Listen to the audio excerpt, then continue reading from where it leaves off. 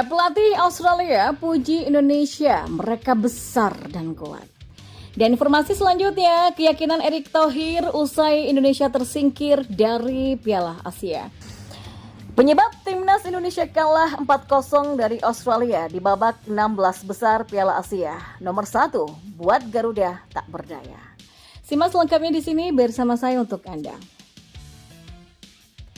Ya, pelatih timnas Australia Graham Arnold mengapresiasi penampilan timnas Indonesia dalam babak 16 besar Piala Asia 2023.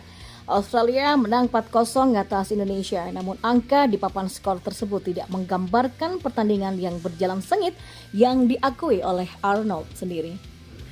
Kredit untuk Indonesia, saya rasa mereka membuat pertandingan menjadi alot. Secara fisik mereka besar dan kuat. Tadi adalah laga yang ketat. Kualitas yang ingin kami tampilkan di depan muncul pada hari ini, kata Arnold dalam konferensi pers setelah pertandingan dikutip dari Reuters.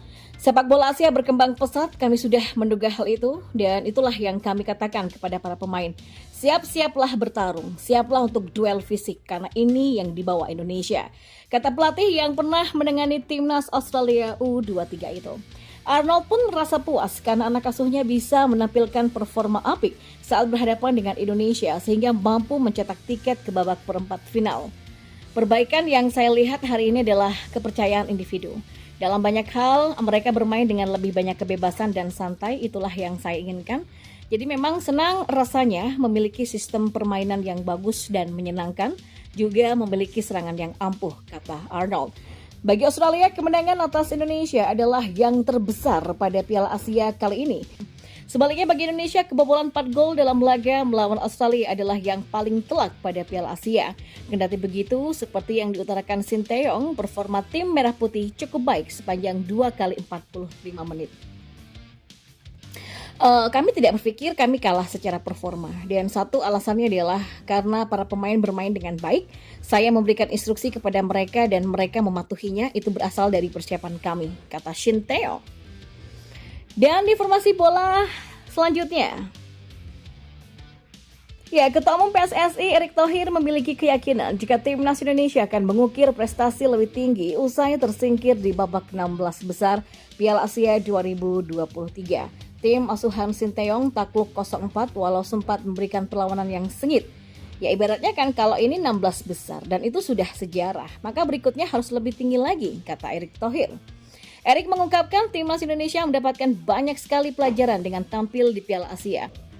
Ia meyakini efeknya akan meningkatkan kualitas timnas senior di masa depan. Artinya kan tim yang mayoritas berusia muda telah melakukan 4 laga dengan lawan-lawan yang punya kualitas tadi ya. Ada pengalaman yang diperoleh, ada mental yang levelnya seharusnya naik karena melawan tim kuat seperti Jepang, Irak, dan Australia. Dan ini modal yang baik, kata Erick.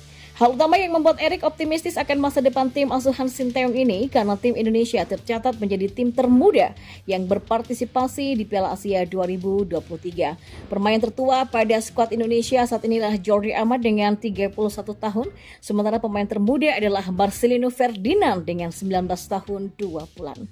Berdasarkan dari data Transfer Market, rata-rata usia pemain yang membela timnas Indonesia di Piala Asia adalah 22,5 tahun per 9 Januari 2024. Posisi kedua ditempati oleh Vietnam dengan rata-rata pemain berusia 23,3 tahun dan kemudian pemain Jepang berusia 23,7 tahun.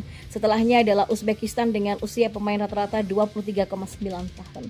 Ya, model usia muda dengan tambahan pengalaman di Piala Asia ini kan seharusnya menjadi suatu yang lebih besar ya prestasinya di Piala Asia mendatang.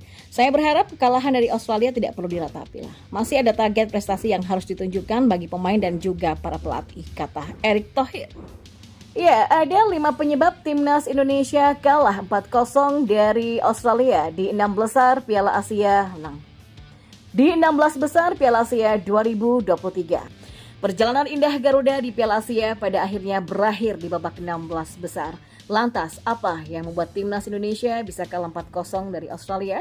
Padahal sebelumnya timnas Indonesia sekalipun kalah bisa memberikan perlawanan seperti saat dihajar Irak 1-3 dan Jepang 1-3. Yang pertama, hilang fokus di babak kedua. Ya, permainan timnas Indonesia memang sangat baik meski kebobolan 2 gol di babak pertama. Terlihat skema permainan berjalan baik dan sejumlah peluang telah tercipta. Akan tetapi memang hal ini justru tidak terlihat di babak kedua. Seakan-akan para pemain sudah kehilangan fokus dan tentunya hal serupa tak boleh terjadi lagi di pertandingan timnas Indonesia selanjutnya. Yang kedua, banyak buang peluang. Timnas Indonesia berhasil memiliki 5 peluang dan hanya 1 yang benar-benar tepat ke gawang Australia. Beberapa peluang sisanya terbuang sia-sia dan tak bisa dimanfaatkan dengan baik. Yang ketiga, pertahanan yang mudah dibobol. Lini pertahanan Timnas Indonesia mudah dibobol saat melawan Australia.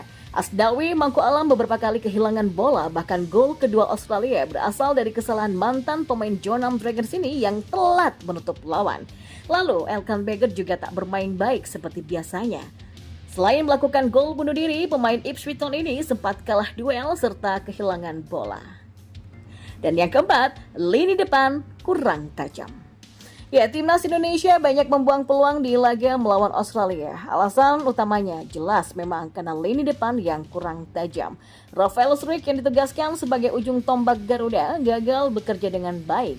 Pemain Ado Den Hakimi beberapa kali telat mengambil sebuah keputusan, salah mengumpan dan salah posisi, sehingga rekannya pun juga kesulitan. Dan yang kelima, Australia main secara efektif. Hal utama yang membuat timnas Indonesia kalah karena Australia bermain efektif. Tim asuhan Graham Arnold tak mengepung lini pertahanan Garuda seperti saat timnas Indonesia melawan Jepang.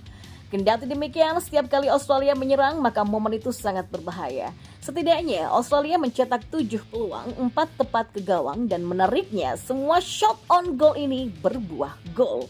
Hal itu karena Australia bermain sangat efektif.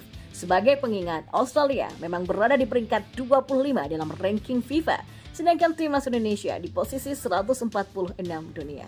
Ranking FIFA kedua tim sudah memperlihatkan perbedaan level kedua tim.